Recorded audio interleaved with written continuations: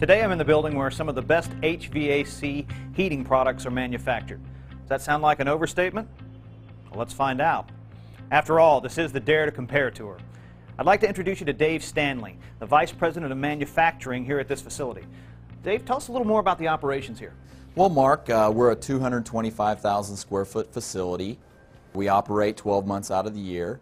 The products that we build are furnaces and air handlers, and then we do some service parts, and we love what we do. So tell me, Dave, what exactly makes this facility unique? Well, we like to think we have a combination of things that make us unique.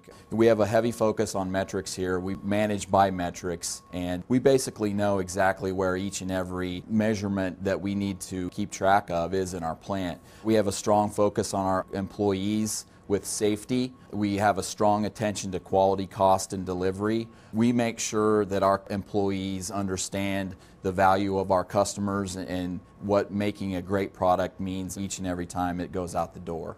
Great. So what's the first thing you want to show us today? We're going to take you out to the heat exchange area on our furnace line and show you how we build the best heat exchangers in the business. Hey, that sounds good. Why don't we get our safety gear on and go take a look? All right, Dave, well, here we are standing in front of where we make the best heat exchangers in the industry. Why don't you tell me a little bit more about that process? One of the things that's unique about our tubes in the bends is we have a wrinkle bend. And that wrinkle bend serves two purposes. It allows us to keep the integrity of the wall thickness on the inside and the outside. When you put that wrinkle on the inside, then you don't have that weak spot on the outside when you bend it around. Correct. The wall thickness is the same throughout the tube, even though it's bent. The other thing that wrinkle bend does is that it helps with our turbulence inside with the gases, which promotes heat exchange. There's no weld joints or no brazing on these tubes at all. Basically, everything is pressure fit together. We swedge fit the tubes to our inner fronts, and the two tubes, when they're fused together, that's with the pressure fit as well.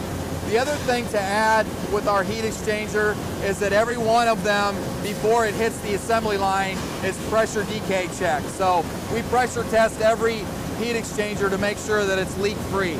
Our heat exchangers do not fail. They last virtually forever. Hey, that sounds really good. Why don't we go take a look now at the indoor coil operations? Let's do it.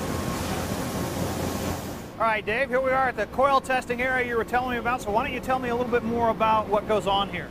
Rather than me walk you through this process, I'm going to turn you over to an expert, Dhaval Shaw. He's our assembly superintendent. He can tell you everything you need to know about this process. Okay, great. Thanks, Dave. Thanks for all your help.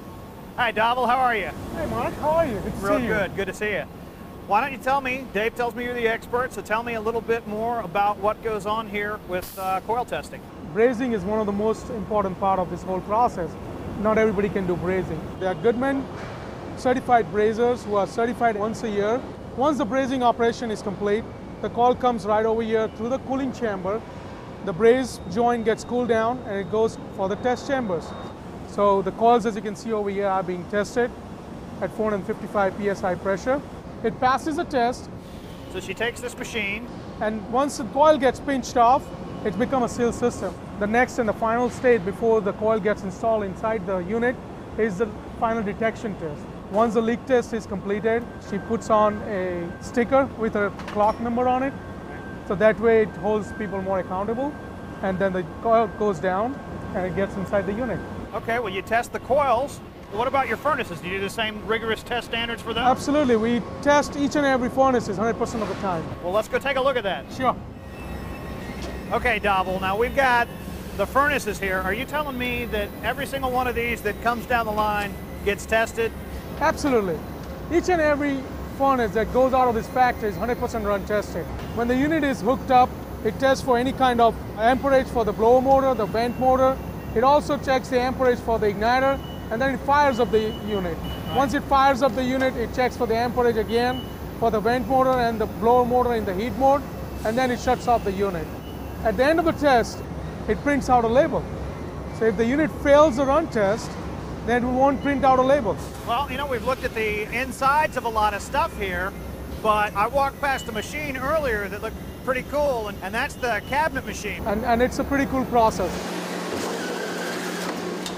All right, Dave, here we are at the cabinet bending machine. Why don't you tell me a little bit about it? Well, basically this whole machine here will produce an entire furnace wrapper for us. We call them cabinets or wrappers. We start with a flat piece of steel that's been notched and pierced in our sheet metal department on one press, and we load those pieces of metal into the machine, and they make their way down the automated stations. The flanges are put on them, various folds and such, and then the flat piece of steel is brought up into a U-bend that makes the three sides of the cabinet, and then we put our blower deck in and our bottom tie, which you can see right behind us right here.